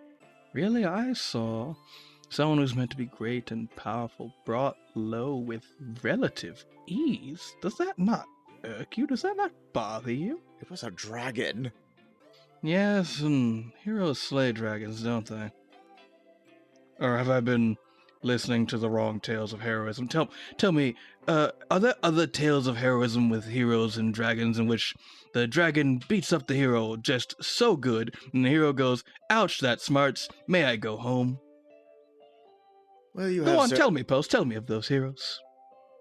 You have been listening to too many stories. This is real world. Yes, and the real world is often disappointing, isn't it? Do you have a point to this? Nope. Just thinking out loud. And as, like, this kind of, like, enters your mind, like, you get a knock at your door. Not like your apartment door, like your... Oh, okay, I've retired to my room. Yeah. Yeah, I'll open it. And it's Felicia. Oh, hello? Hey, you're talking to yourself a lot, and also your weapon's all, like, cursed and black, so I'm kind of putting two and two together. Cursed weapon. Yeah, cursed weapon. Sentient cursed weapon. Sentient cursed weapon. Mean to you? Yep. Alright. Alright, hold on. Really does make like, our truce, like, that much more appreciated, honestly. That's valid. Hold on. I've got some for this here. And she starts digging around, like, her little satchel. She's like, I do not have anything powerful enough to break a curse like that. That shit looks, wild. Honestly, I wouldn't want you to. I know, I don't know. Shit, that shit is, like, digging into your armor. Are you sure that's alright? Wait, what? Yeah, you notice that, like, they're kind of, like, I'll say, like, I think we talked about this previous, like, Post, like, knows this, that, like, the curse, like, keeps trying to extend to your armor and make it, like, blackened and edgelordy, and you're just like, nope, and you just spend time scrubbing it off every morning. I actually don't remember this conversation. That was a little while back. Alright. But yeah, like, it's been a part of, like, your armor maintenance has now been, like, scrubbing away, like, the blackening that, like, your weapon tries to, like, apply to your armor. But Felicia, like, digs through her satchel and pulls out, like, a little, like, potion bottle and such. And she goes, like, alright, so,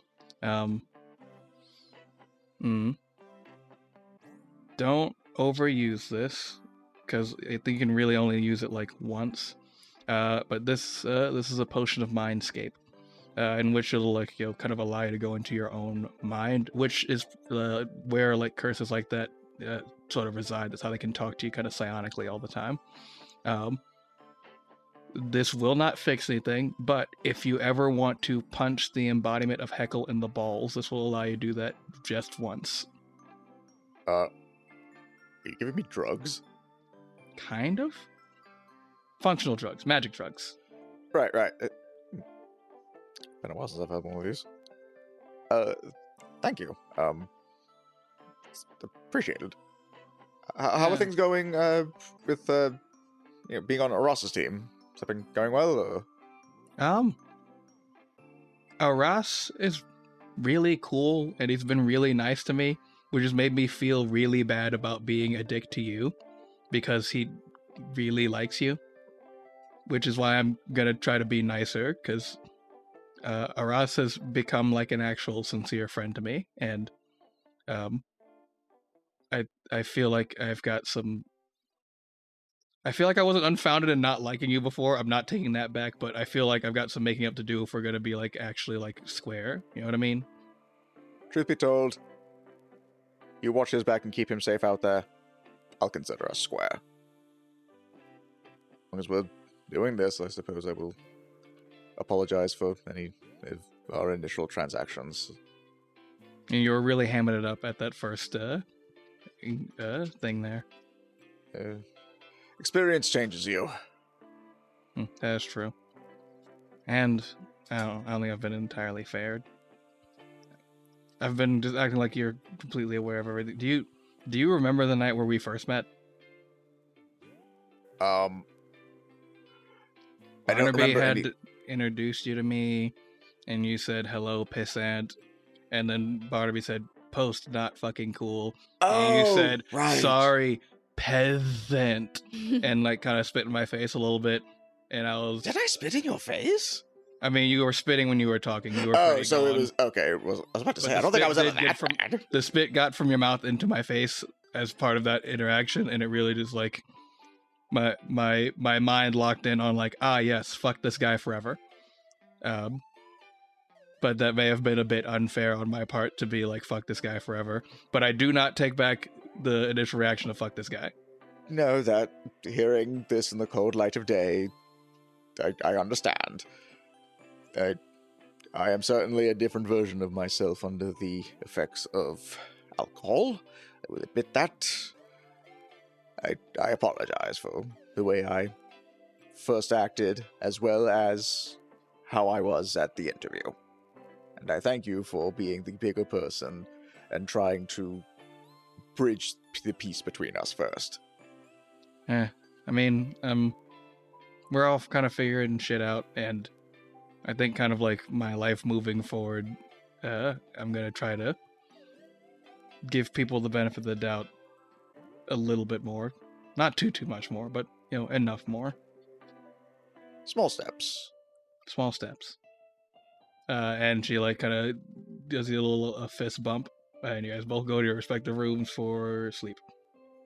And then you hear Barnaby and Felicia definitely not sleeping for a good couple hours, and then sleep. I feel like as Post does that, he actually wants to, like, go to his desk and, like, start to write a letter that he will send out before he departs. I'll let you know what that's about later. All right, I like that. It won't matter any time before we depart. And we move on to Tarra. Yee. So, Tarra, like you and Leah are obviously like staying in the same home, but you guys kind of both like separate out like pretty quickly because you're both pretty like drained. Yeah, it's been a day. And Tarra, like you kind of like you lay yourself out, and you're just like it kind of hits you like now initially because you're kind of being like go. Like now you're back in your home, you're just like, it is different now. I am a Skyrider for real. Like I am a Skyrider. That happened. You also get a text on your phone from Kai, and it's just like him and his like teammates like in the middle of like a mission. And it's like fighting lava people for the win, and he's just like he's taking a selfie while he's like hitting a lava dude with like his shield, and like he thinks it's just a fun quirky like photo, but like he looks real good. Tar's looks so red. Why did I give you this? Anyway, no, this is fun. But Tara blushes and just like sends like does like the little haha like reaction to the picture and just gives like a thumbs up and gives a thumbs up and texts like looks fun! Exclamation point. Now, Tarra. Yep. Do you reach out to your parents? I think it takes her quite a bit to get to that point. Like she sits for like quite a while debating whether or not she should reach out to them and ask them. But I think eventually she musters up the courage because she's not going to be able to fix this if she doesn't fully know what happened. And so she takes quite a deep breath and video calls her dad. Your dad picks up immediately. Of course you would. Like he was. What is a farm thing to be doing? You can't shear a drake. He's clipping their nails. Yeah, he's fully in the middle of like clipping like a drake's nails. He's like, "Oh, Bean," and then the drake goes, "Ah," and he's like, "I'm gonna finish. Hold on." And he fully walks away from like the drake. He's like, "Hey, Bean, how you doing?" I'm fine, Dad. Are you busy right now? And in the background you hear, "Ah," and he goes, "No." What's up? What's going on, Bean? I need to talk to you about something. I think you might have to leave such and such names. Insert name here is nails for tomorrow. Name a pastry, quick. Donut. Donut. All right, I'll leave old donut. Fine, I'll leave old donut. Donut can do for like another couple hours without their nails trimmed. Yeah, I think he'll be fine. And he goes and like he goes back to like the farmhouse, and like you see in like the now in the frame of the video call is him and like also your mother, and she goes like, "Hey there, Hey, Mom. how's my big strong adventure?" I've been better. Oh, what happened? I need to ask you something, both of you, and I need you to be honest with me. I met Marduk today. Their faces can't quite go pale in the same way that others would, but like as pale, like a very pale blue. Yeah. Both of their faces become more your father than like your mother. Your mother recovers more quickly, and she goes like, "Okay, so I see you found out that we were Skyriders. Yes. We didn't want that life for you. It was dangerous, and we didn't want you kind of thirsting after it. But I at least changed my tune when I saw how enamored you were with it. Like when you found that old family album in our attic, which I thought I'd put away pretty well, but it was a matter of time, and I didn't want to fight it too much. But I should have told you directly. I'm sorry, sweetie. Your father is like still pretty pale and a little like worried looking. Mom, I didn't just find out. Not only were you Skyriders, but when I met Marduk, he said that you two tarnished our bloodline with. And these are his words, not mine, but because of your cowardice, that you'll left someone behind, and now that y'all were like fugitives to the Skyriders now. Now your mother seems surprised, and your father... Our banner was torn in the temple. Your father seems like his worst nightmare is coming true, and your mother looks surprised. And he looks to both of you and he says, I have something that I need to tell both of you. And Tarra, you feel within yourself your bestie. And she just says, like, I don't want to be here for this. And you don't feel her presence.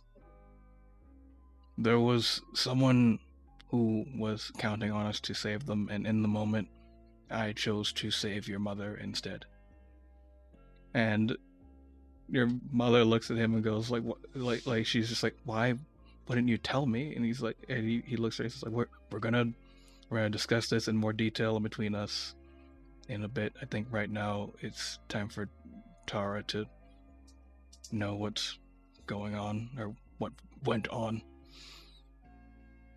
It was a tough situation, Tarra, and you weren't there, and I couldn't get them both, and it's Bean, this is how I lost my hand.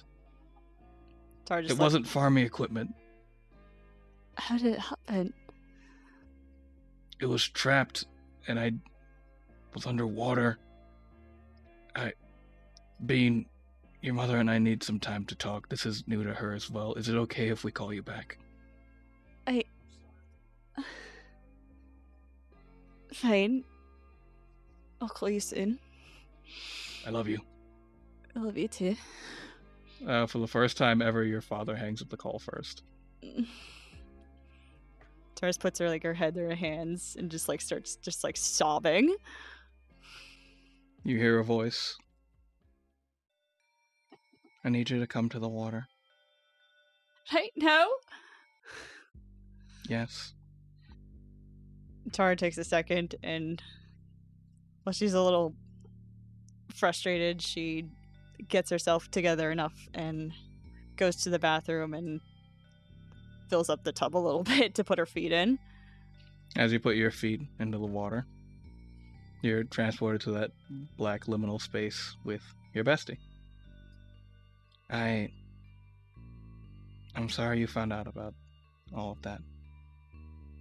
Me too. But I guess it's better to know the truth. That's why I brought you here. And she holds her hand out. Tarra takes it. And as soon as you take her hand, you are transported. You're back for her. You're young, you're just a kid, you're lucky and excited, and like the Skyriders who always come to visit with like their party, who you now know are your parents, are gonna be coming by later today, and you see their great blue drakes crest over the horizon, and they've brought along with them their full adventuring party, which like they don't always get to do. And you already know them well at this point. They land, and you see your two friends. Can you remember your parents' name? I'm sorry. Devin and Magna. You see Devin and Magna that like you've really started to regard as like mentors. You see their other two members of their party, Rodolfo, and you see Tilly. Tilly is a drow woman, keeping herself covered in the hood, wearing like goggles because of the sunlight. Doesn't agree well with her. And Rodolfo, you recognize him in this moment, but you recognize him. You, Tarra, recognize him. A wood elven man, not wearing a skull mask. Deep scarring around his eyes. Blind, but Tilly, being the amazing artificer that she is, has made a device to help him see, a little band that goes over his eyes that uses sound, echolocation type stuff. They explained it to you before. Mm-hmm. That allows him sight. You always thought it was cool that, like, even though something bad that he won't talk about happened to him, that he doesn't let it stop him. And you're just excitedly, like, talking because Magna told you last time that, like, soon she's going to be having an egg. And you keep talking about, like, this new egg and how, like, you're gonna, you're gonna be such, like, a cool, like, like, I'm gonna be, like, a cool older sibling. I'm gonna show them the ropes and they're gonna be like, follow me around because I'm like the coolest kid ever. In fact, you should probably name him after me. And you hear your father and like his own voice, but like a younger version of it go, maybe we will, Tarra. Maybe we will. And it jumps forward. And Tara's under the water. Her lungs are on fire. And she sees your father. He's pinned, his arm is pinned under wreckage. He's taken like a hunting knife. He's already made a decision. He brings it down to get himself free. He's losing a lot of blood. You see him look directly at you. And you see him look at Magda. And you know what choice he makes before you flood back to, not reality, but back to the liminal space. She can't look at you right now. She's just kind of looking away. I didn't want you to know about that. I didn't think the temple... This wasn't what I wanted. I'm sorry. It's okay. I'm so sorry too. I'm sorry he didn't save you. It wasn't fair. It wasn't. I don't like going back to that, but I know that I can show you what happened in a way that they can't. Thank you for showing me the truth. She squeezes your hand a little bit, and like she's been in her like adult like kind of fish woman form this whole time, but as she kind of slips a little bit into like that child, like that for lack of a better term, that drowned child form for just a bit before kind of resuming what she considers to be her like default form. And she goes, I wanted to show you, but I'm not really ready to talk about this. Is it okay if I take some time? You can, but can I ask one thing? She's got tears in her eyes, and she goes, of course. Do you hate him for it? Insight. Son of a bitch. Nat 20. Fuck! The dice tell us story! Fuck! You're hoping you don't have to make up your mind yet. With a natural 20 on insight, I think you really see her in this moment. I think if she were to answer you with words, she would say, I don't know, and she would mean it. She would say it and she would mean it from the bottom of her heart, but you see past what she's able to perceive about herself. She's not okay with this. There is a resentment. There is an anger. Not quite akin to hatred. But she's not willing to let this lie. And another thing I'll give you on that natural 20. Your life experience is a little bit limited, but you are kind of realizing that you're experiencing a person who feels like they should have had a life that was a part of your life that was taken. And then she looks at you and she answers you verbally. No, of course not. Tarra just kind of feels so many emotions, sadness, guilt, that she doesn't really fully know how to feel, because like it's her dad. She can't fully hate him or feel resentment towards the choice he made, but she just realizes the unfairness of it all. And we will jump from that scene to Leah. Leah, you have an uneventful evening, everything's fine, you eat a big piece of cake, the end. She got herself a nice piece of carrot cake on the way home. She's doing good. Yep. Opens up her carrot juice. Drinks Carrot it with the juice, carrot it'll cake. quench you. Mm-hmm. So, you get your more formalized answer from Albus in the form of a bouquet that was left at your doorstep with, floral-based directions for you to meet at what is effectively you and Albus's like usual spot. Mm-hmm. Like there is there's a number of like gardening and like botanical like based shops like around, because like your neighborhood is like a pretty like not like wooded area, but like a pretty like plant heavy area. Like there's a reason why you ran into like some of the world kindergartners. Your area is like not a hot spot of like their assassination activities, but a hot spot of like their like quote unquote gardening cover. Yeah. And so you meet at like one of your usual spots there, just like another like very just unassuming like a lawn care center essentially is where like Albus likes to kind of make his normal haunt. Mm-hmm. And he's like waiting there for you in like a back room that is essentially like for you and your ilk, like a cafe. Mm-hmm. And he goes, well, hello there. Oh yeah. What can I do you for? Did I make him British before? I don't remember what you did with him. Something like that. It's been a while since I've done Albus's voice. No, I don't think it was British. don't think so. No. I don't know. That No, it doesn't was sound fine. right. Yeah? Alright. Ignore that. Albus Who the stops. fuck are you? Albus stops for a second and goes like, wait a minute, wasn't I British before? I don't think you've ever used that tone, no. No. I don't know, I've been working on it. You've gotta stay on your toes, be able to change your voice around. I've been thinking about going British. Interesting. I'm thinking about dyeing my hair. I think I'm making a new alias, just feeling things out. Yeah, Anyway, what'd you need? Heavy question. When she looks around, is it just her and Albus, or is there anyone else still listening? Raw luck. 16. 16, pretty good. And investigation check. Okay. 22. 22? Mhm.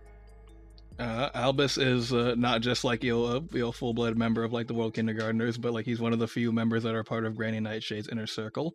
He has the authority to call for the cafe. This is just like a cafe within your organization. He has the authority to call for it to be cleared for his meeting. It is cleared for his meeting. Okay. So obviously, you know some of the things I've been up to. Well, your reports are quite thorough. By the way, good job on that one. I know your writing, voice, and penmanship have improved considerably. Yeah, okay. Thank you. That was just a pure compliment. Calm down. Forgive me, you have to understand where I'm coming from, considering how long we've known each other.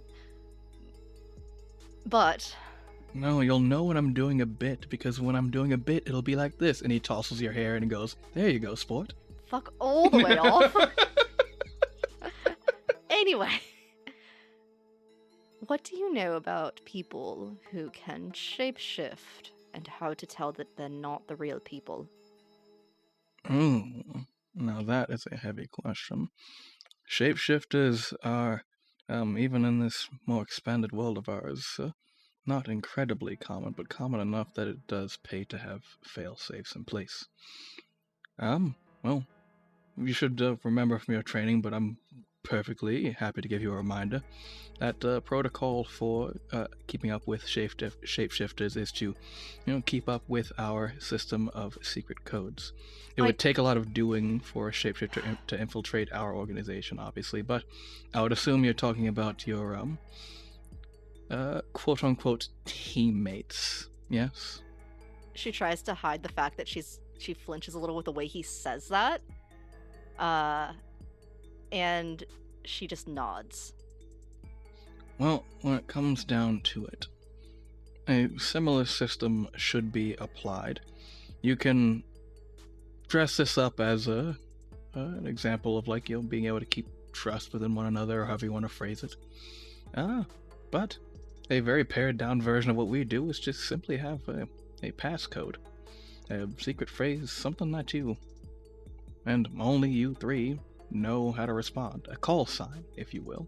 Well, sure, but what if they seem to be able to take on memories when they eat you? You know the one I'm talking about. I'm sure you've read it. Yes. The Wild Hunt. That is a horse of an entirely different color. I wouldn't be asking if it was simple. That's why I'm asking. We are working on additional countermeasures for some of that nature. What you cannot hide, even if you have implanted memories, is the fact that they're implanted, the fact that they are, in truth, false. You would need psionics or some manner of spell to allow you to peer into the mind in order to keep that going. If you'd like, I can put a few feelers out and see if I can get something like that delivered to you, but it would be at cost. I'm a friend, a mentor, but not a charity worker, obviously. No, not at all. Would you like me to put a call out to a few of my old contacts to get you some special equipment? It could be useful for what I've been assigned to do, so... And what will you give me in exchange? Well, if you can find that information. You've heard about wyvern poison. I'm sure you can probably do something with... I've heard tell of wyvern poison. It's not ungettable. Not ungettable, but it's challenging. Similar to the thing I've asked you to do. Show me it. She does, but in a way that's like she knows she has a good hold of it. He looks at it and goes, "This is not wyvern poison. Where did you get this?" The Feywild? Alicia?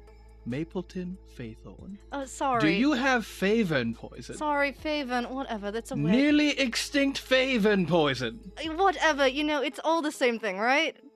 No, it is not. Yeah, okay, so I have I don't even have to Faven. sell this to like a black market person. This is like museum quality shit. I have Faven poison, whatever. Christ, Moss Delver, you have Faven poison. Do you not lead with that? Post feels a chill run down Listen, his you're spine. the one being all pretentious and holding up fronts and shit. You fucking Faven poison? I have to break you down sometimes. Fucking. Here, and he hands you a pair of mind mugger mitts that he had the whole time and was trying to be coy about it. Yeah, fuck you. Give me that. Give me that shit. I feel like I shouldn't just because of the way you've been acting. You fuck. You little fuck. Oh my god, we finally seen him break. Mrs. Cool Front is finally been knocked to break. And I'm loving it. Yeah, no, she doesn't want to die, so she does actually give it to him. Yeah, you go to exchange, you get your mind mugger mitts, and he gets that favor and poison. He goes, I'm not gonna have to work for the rest of the year, I don't think.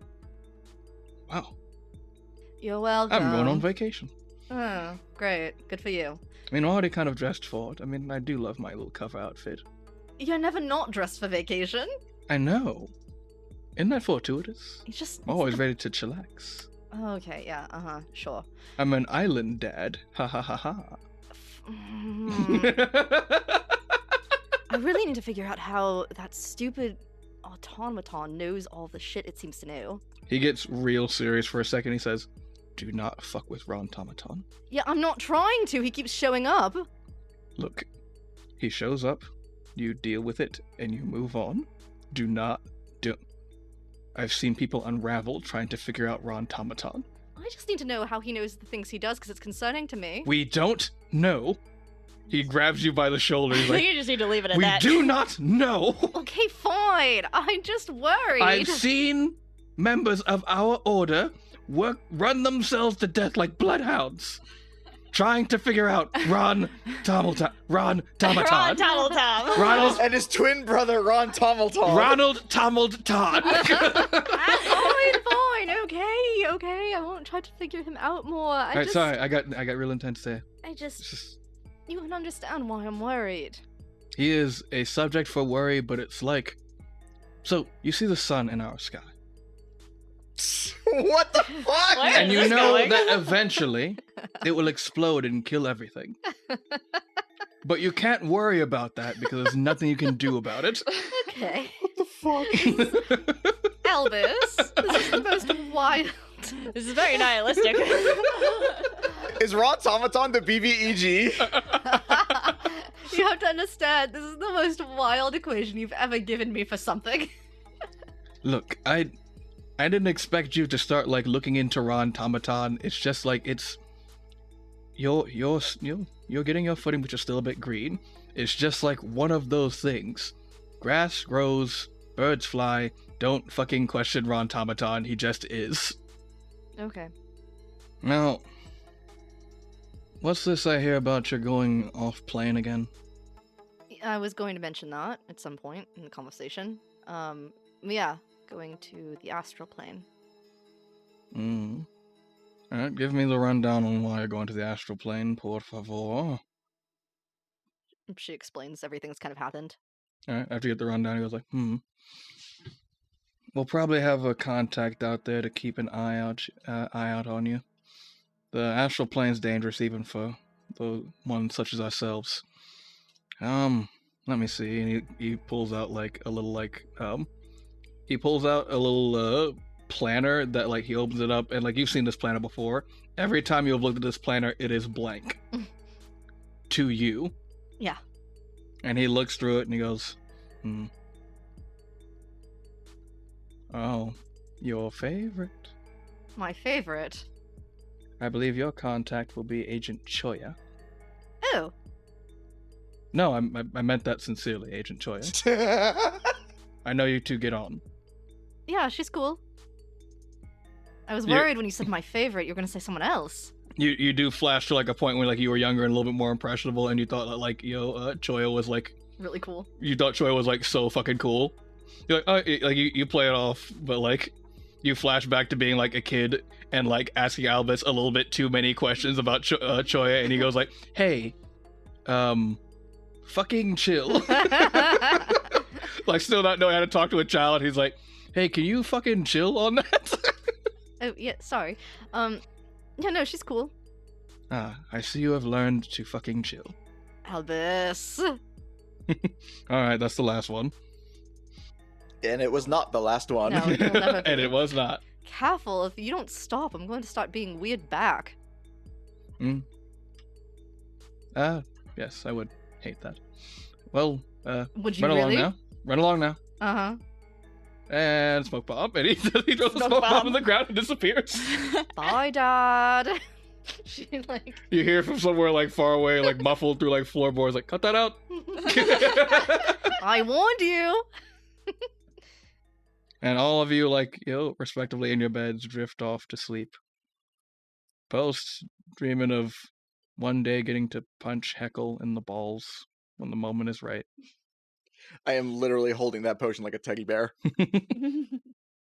Leah, dreaming of a mission to come and getting to reconnect with an old friend, ? And Tarra, tormented by the ghosts of her parents' past. And that is where we'll end our tale today. Hey everyone, thanks for listening, and make sure to stick around until the end for some unique bloopers.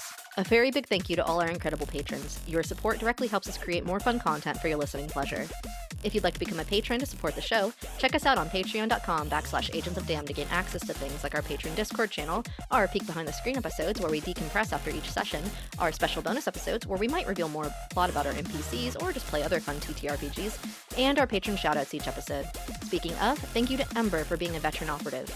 If you'd like to hang out with the cast, join our Discord linked in our social medias, or follow us across the internet, Drew can be found at Liger000, I can be found at Greekachu, Jordan/Hoshi at Pokachap, and Chelsea at Little Black Feather. The show handle is at agentsofdamned, at agentsofd, or at AOD, depending on the site. But honestly, with the state of social media, if you'd like to interact with us, the best way is through our Discord. Anyway, until next time, bye!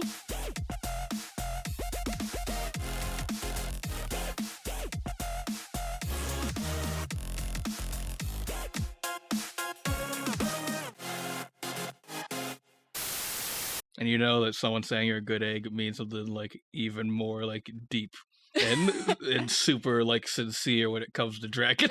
That's really sweet. You're wearing big egg, yay! Tarra is the big Full egg. circle. Tara is big egg. Tara is big egg. Tara is big egg.